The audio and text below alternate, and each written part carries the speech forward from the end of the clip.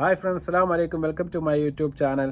പ്രിയപ്പെട്ട സഹോദരങ്ങളെ, ഭാരതമെന്ന മഹാരാജ്യം വൈവിധ്യങ്ങളുടെ ഒരു പൂന്തോപ്പാണ്. പല വേഷങ്ങൾ, പല വിശ്വാസങ്ങൾ, പല മതങ്ങൾ, പല വേഷവിധാനങ്ങൾ, ഇവയെല്ലാം പരസ്പരം സഹകരിച്ചുകൊണ്ട് നിലനിൽക്കുന്നതാണ് നമ്മുടെ പാരമ്പര്യം. എന്നാൽ ചില രാഷ്ട്രീയ നേതാക്കൾ അഹങ്കാരത്തിൻ്റെ ഗർവ് തലക്ക് പിടിച്ചുകൊണ്ട് ഈ പാരമ്പര്യത്തെയും അതുപോലെ തന്നെ ചില മതവിശ്വാസങ്ങളുടെ ആത്മാഭിമാനത്തെയും തന്നെ ചോദ്യം ചെയ്യുന്ന വളരെ ദാരുണമായ ചില സംഭവങ്ങൾക്കാണ് ഈ കഴിഞ്ഞ ദിവസം നാം സാക്ഷിയായത്. ബീഹാർ മുഖ്യമന്ത്രിയായ നിതീഷ് കുമാർ ഒരു പൊതുവേദിയിൽ വെച്ചുകൊണ്ട് ഒരു മുസ്ലിം യുവതിയുടെ ഹിജാബ് വലമായിട്ട് ഊരിയെടുക്കുന്ന ശ്രമിക്കുന്ന ഒരു കാഴ്ചക്ക് നമ്മളെല്ലാം സാക്ഷിയായി. ഇത് കേവലം ഒരു വാർത്തയല്ല, മറിച്ച് ഇന്ത്യയിലെ ന്യൂനപക്ഷങ്ങൾ അനുഭവിക്കുന്ന അരക്ഷിതാവസ്ഥയുടെ നേർചിത്രമാണ്. ഡിസംബർ 12-നായിരുന്നു ആ സംഭവം. പാട്നയിൽ വെച്ച് ആയുഷ് ഡോക്ടർമാർക്ക് നിയമനക്കത്ത് കൊടുക്കുന്ന ചടങ്ങ് നടക്കുന്നു.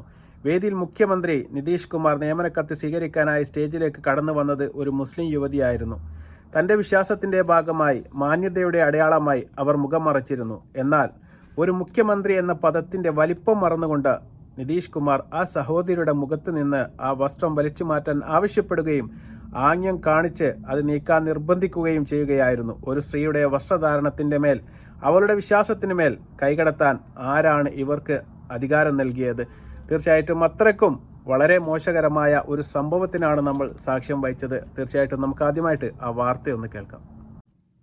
യുവതിയുടെ മുഖത്ത് നിന്ന് ഹിജാബ് വലിച്ചു നീക്കിയ ബീഹാർ മുഖ്യമന്ത്രി നിതീഷ് കുമാർ വീണ്ടും വിവാദത്തിൽ. ആയുഷ് ഡോക്ടർമാർക്കുള്ള നിയമന ഉത്തരവ് കൈമാറുന്നതിനിടെയാണ് മുഖ്യമന്ത്രിയുടെ നടപടി. മുഖ്യമന്ത്രിക്കെതിരെ കടുത്ത വിമർശനവുമായി പ്രതിപക്ഷം രംഗത്ത് വന്നു. നമുക്ക് ആ ദൃശ്യങ്ങളിൽ ഇത് കാണാം. ആയുഷ് ഡോക്ടർമാരുടെ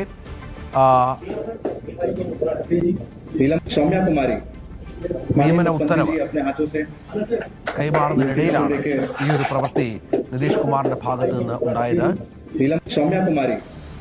माननीय मुख्यमंत्री जी अपने हाथों से नियुक्ति पत्र देके सौम्या कुमारी.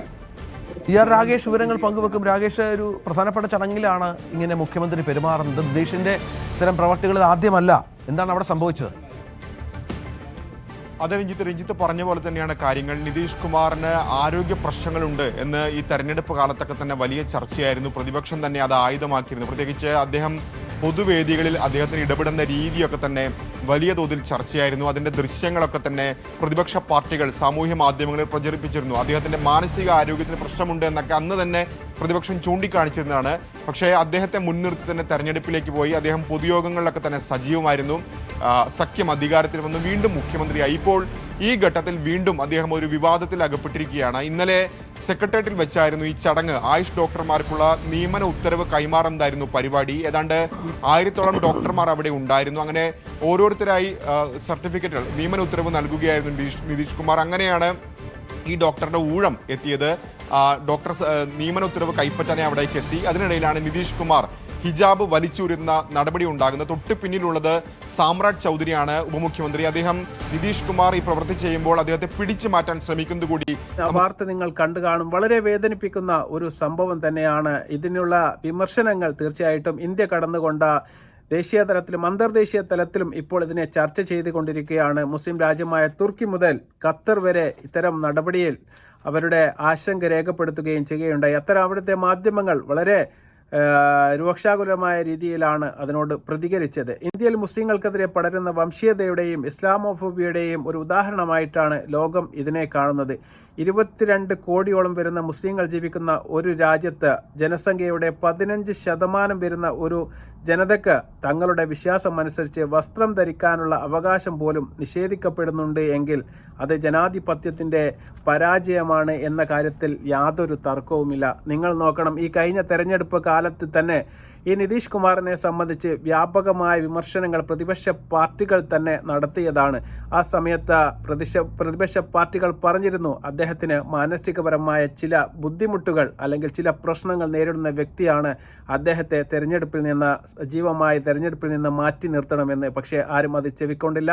അതിനുശേഷം പല തെരഞ്ഞെടുപ്പ് പരിപാടികളിലും റാലികളിലുമെല്ലാം അദ്ദേഹം പങ്കെടുക്കുന്നത് നമ്മൾ കണ്ടു. അതിനുശേഷം തെരഞ്ഞെടുപ്പ് കഴിഞ്ഞതിന് ശേഷം വീണ്ടും അദ്ദേഹത്തെ മുഖ്യമന്ത്രി പദത്തിലേക്ക് കൊണ്ടുവരികയാണ് തന്നെയാണ്. ഇത് ആദ്യത്തെ ഒരു സംഭവമല്ല, തുടർന്ന് വരുന്ന സംഭവങ്ങളാണ്. ഇതിനു മുമ്പേ ഇത്തരത്തിലുള്ള ഓരോ പരിപാടികൾ നിതീഷ് കുമാറിൻ്റെ ഭാഗത്തു നിന്ന് ഉണ്ടായിരുന്നു. പക്ഷേ അതിനൊന്നും തടയിടാൻ നമ്മുടെ ഭരണാധികാരികൾക്കോ അല്ലെങ്കിൽ ഇവിടുത്തെ ഭരണകൂടങ്ങൾക്കോ സാധിക്കുന്നില്ല എന്നുള്ളത് വളരെ വിഷമകരമായ ഒരു സമ്പ്രദായം തന്നെയാണ് നമ്മുടെ ഈ നിയമവ്യവസ്ഥ എന്ന കാര്യത്തിൽ എനിക്ക് യാതൊരു സംശയവുമില്ല.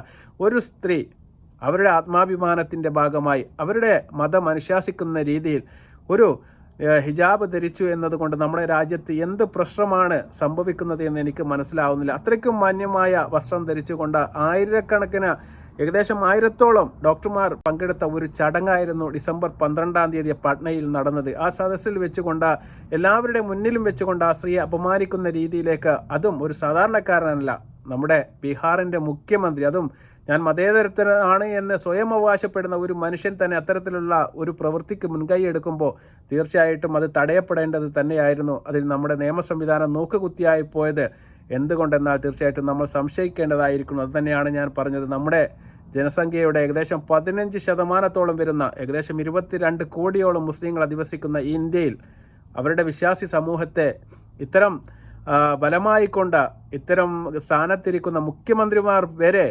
ഇടപെടുന്നുണ്ട് എങ്കിൽ തീർച്ചയായിട്ടും അത് നമ്മുടെ ജനാധിപത്യത്തിൻ്റെ പരാജയമാണ് എന്ന കാര്യത്തിൽ യാതൊരു തർക്കവുമില്ല. അപ്പോൾ ഇത്തരം പ്രശ്നങ്ങളെ നമുക്ക് ഒരു ഒറ്റപ്പെട്ട സംഭവമായിട്ട് നമുക്ക് കാണാൻ വേണ്ടി സാധിക്കുകയില്ല. ഇന്ത്യയിൽ മുസ്ലിങ്ങൾക്കെതിരെ പടരുന്ന വംശീയതയുടെയും ഇസ്ലാമോഫോബിയയുടെയും ഭാഗമായിട്ട് തന്നെയാണ് ഇത്തരം അതിക്രമങ്ങൾ തുടർന്നുകൊണ്ടിരിക്കുന്നത് എന്ന കാര്യത്തിൽ യാതൊരു സംശയവുമില്ല. പക്ഷേ നമ്മുടെ ഭരണാധികാരികൾക്ക് അല്ലെങ്കിൽ നമ്മുടെ നിയമ സംവിധാനങ്ങൾക്ക് ഇത് തടയാൻ വേണ്ടി സാധിക്കുന്നില്ല എന്നുള്ളതാണ്. ആ സ്ത്രീ അവരുടെ വിശ്വാസത്തിൻ്റെ ഭാഗമായി മാന്യമായ ഒരു ഡ്രസ്സ് ധരിച്ചുകൊണ്ട് ഒരു സദസ്സിനെത്തിയപ്പോൾ തീർച്ചയായിട്ടും പബ്ലിക്കിൻ്റെ മുന്നിൽ വെച്ചുകൊണ്ട് അത് വലിച്ചൂരാനുള്ള അധികാരം ആരാണ്? അദ്ദേഹം മുഖ്യമന്ത്രി ആവട്ടെ, പ്രധാനമന്ത്രി ആവട്ടെ, ആരാണ് അദ്ദേഹത്തിന് കൊടുത്തത്? നമ്മുടെ രാജ്യത്ത്, ഇന്ത്യ എന്ന് പറയുന്ന മഹാരാജ്യത്ത് നാനാവിധത്തിൽപ്പെട്ട വസ്ത്രങ്ങളും അതുപോലെ തന്നെ വേഷവിധാനങ്ങളും എല്ലാം നിലനിൽക്കുന്നുണ്ട്. അവരുടെ ഡ്രസ്സുകളൊന്നും തന്നെ ആരും കൈവെക്കുന്നില്ല, ആരും അത് അടർത്തി മാറ്റാൻ വേണ്ടി ശ്രമിക്കുന്നില്ല. എന്തുകൊണ്ടാണ്? ഒരു മുസ്ലിം ആയതുകൊണ്ട് മാത്രം ആ സ്ത്രീയുടെ മുഖത്ത് നിന്ന് ഹൈജാബ് വലിച്ചു മാറ്റാൻ വേണ്ടി അദ്ദേഹം തയ്യാറെടുത്തു എന്ന് പറയുന്നത് തീർച്ചയായിട്ടും അദ്ദേഹത്തിൻ്റെ ആ സ്ത്രീയുടെ സ്വാതന്ത്ര്യത്തിൻ്റെ മുകളിലുള്ള കടന്നുകയറ്റമാണ് എന്ന കാര്യത്തിൽ യാതൊരു തർക്കവുമില്ല. തീർച്ചയായിട്ടും ഇത് നിരുത്സാഹപ്പെടുത്തേണ്ടത് തന്നെയാണ്. നിയമപ്രകാരം ഇതിനാവശ്യമായ നടപടികൾ എടുത്തുകൊണ്ട് തന്നെ മുന്നോട്ട് പോവുകയും ചെയ്യേണ്ടതാണ്.